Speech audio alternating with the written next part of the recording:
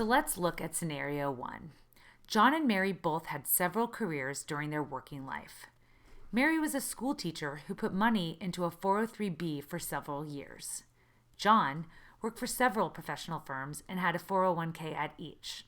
For a time, he was also self-employed and started a SEP IRA, self-employed pension. All of these accounts now are in 100% deferral, as Mary is only 63 and John is 65. They will not be forced by the IRS to take any distribution from any of these 4 retirement accounts until the age of 70 and a half years old. John and Mary live very comfortably on Mary's pension and John's Social Security check, and they're enjoying watching their IRAs, 403Bs, and other pre-tax accounts grow and not needing additional income. However, in this scenario, there's a false sense of security.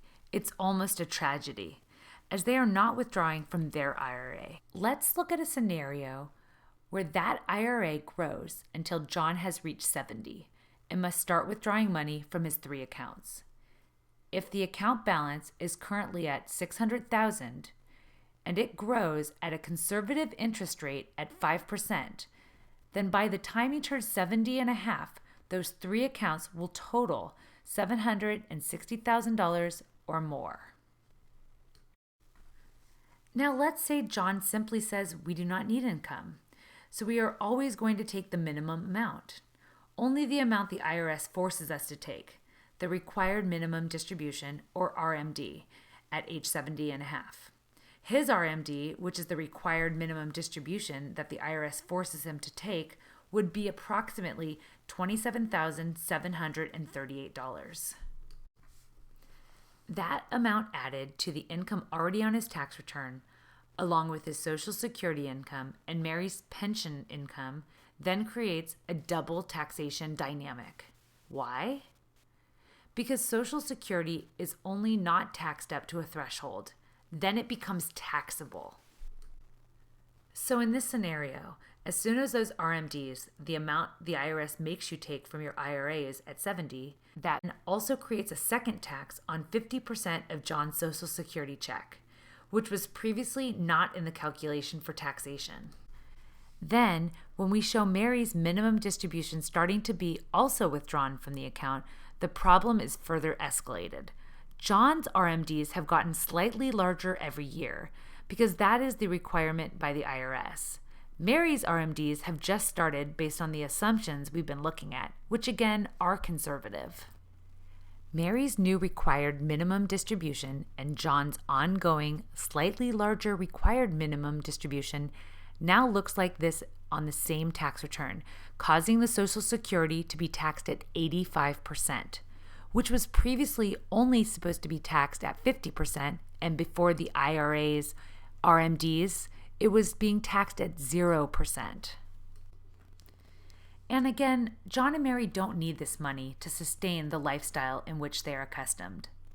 They view this money as their hard work, their emergency fund, their old age fund, and ultimately, if they're successful at avoiding home care or nursing home expenses or other financial pitfalls, this money is going to their children and grandchildren.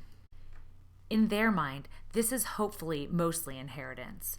So the problem that Mary and John have is that their IRA, although they earn the money over their lifetime of working and they set it aside, has always felt like it is 100% owned by them. Many people feel this way. They look at their investment accounts as 100% their retirement fund. The IRS, however, does not feel that way. And this money was put away by John and Mary, and by you if you have a retirement account, with IRS rules. That rule is that they, the IRS, are a part owner of your account. However, how much the IRS owns of your retirement account depends on your planning and your behavior. If you're in the zero bracket and you pull money out of your IRA, it is possible that you pull money out, expose it to the IRS as possibly taxed, and then the answer is no. You're in a low enough bracket. So even though you took money from your IRA, you do not owe a share to Uncle Sam. The point here is that many people feel their retirement account was the goal line. And that once they hit 62, 65, or whatever their target retirement age was, that was the finish line, and having enough in that retirement account to sustain their life was singularly their goal without considering how much of that the IRS would take in retirement. If that's not all bad enough, the problem often carries into the next generation. If you're 85 at death and your children are in their 60s, they're often in the highest earning years in their lives. Then they should inherit your retirement accounts because of your passing. They're often elevated from the 25% and higher tax brackets up to the highest tax brackets, losing up to 50% or more of your entire life's work in the stroke of one check to the IRS. So you need to do something, but it isn't a bad thing. It's actually pretty easy. It's make a plan. Just like you plan to put the money away, you need to be extremely careful. Very concerned and willing to spend time actually planning the taxation of your retirement dollars until the day you die. It can't be a sedimentary activity or, well, we'll just wait until see what happens attitude. Listen, we want to help you be proactive. Like any great team, there's usually a coach. The coach is hired by the owner of the team, and the coach does the hard work under the supervision of the owner. Consider us your future tax planning coach.